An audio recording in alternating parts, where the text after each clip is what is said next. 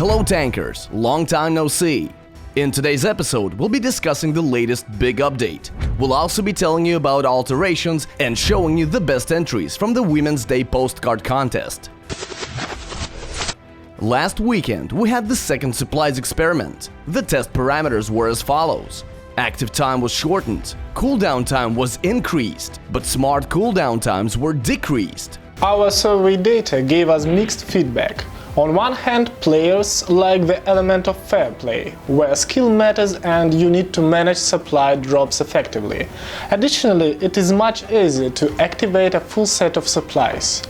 On the other hand, many players didn't like that playing has become more complicated and that you can't use supplies as soon as you join a battle. They feel that supplies work well as they are and shouldn't be changed. So for now, it is still too early to make any conclusions. We will continue researching statistics and user feedback. Development news. Last Thursday, we released a big update that will make life a lot easier for newbie tankers. Let's start with M0 equipment. M0 turrets and hulls are now cheaper and available for purchase from the very first rank. This means that players can now choose their playing style from day one. Of course, the characteristics for these turrets and hulls have also changed. A few weeks ago, we experimented with changing the number of micro upgrade steps for M0 equipment. We reduced the number of micro upgrade steps from 50 to 10, so now each step makes a significant difference in performance. Additionally, the total cost for fully micro upgrading a piece of M0 equipment is now cheaper. Now, fully micro upgrading an M0 without using speedups costs the same as buying a stock M1. With this week's update, we did the same for M1 equipment.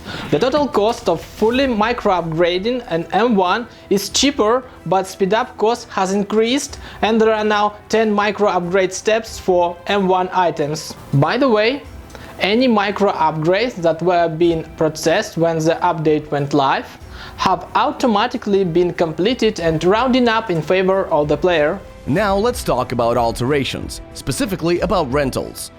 With the latest update, you can now rent alterations for crystals.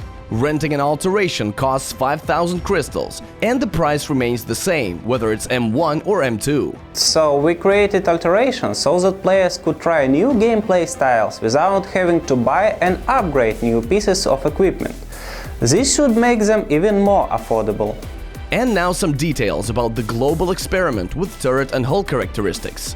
Basically, we've reduced the gap between M0 and M3 equipment in order to counter the pay-to-win effect.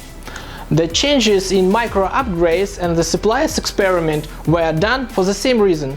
With this update, we only changed the damage for turrets and the hit points for hulls. This was done in a way that gives a big boost to low-level modifications and a smaller boost to high-level modifications.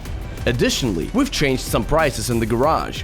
Bulk discounts have been removed and product kits will no longer be affected by sales, so their prices will remain constant. Additionally, bonus supplies have been removed from product kits. We understand that players aren't happy with these changes, however, they were a necessary evil to normalize game economics, so this is a change we'll need to get used to. On Wednesday, we announced the winners of the Women's Day postcard contest. The international jury of Tanki community managers chose the best entry. Its author received 50,000 crystals and 10 gold boxes. Additionally, our jury chose more than 40 runners-up, who received 20,000 crystals and 3 gold boxes each for their efforts. The full list of winners is on the homepage. Thank you all for participating and see you in the next contest.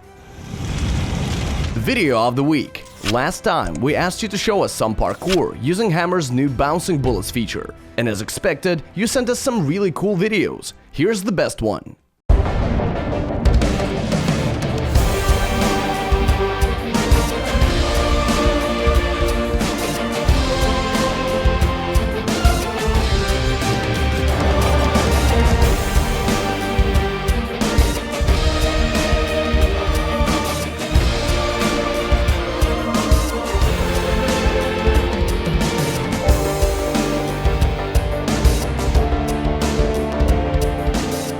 For next time, there won't be any theme, Do whatever you wish to impress us, but make sure you're wearing the Flora paint. Good luck!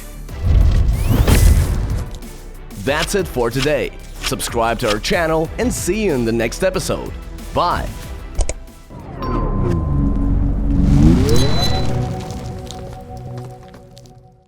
Last time, Ricochet fired a shot across the whole length of the stadium map. You had to guess how much damage Mammoth would take from the shot.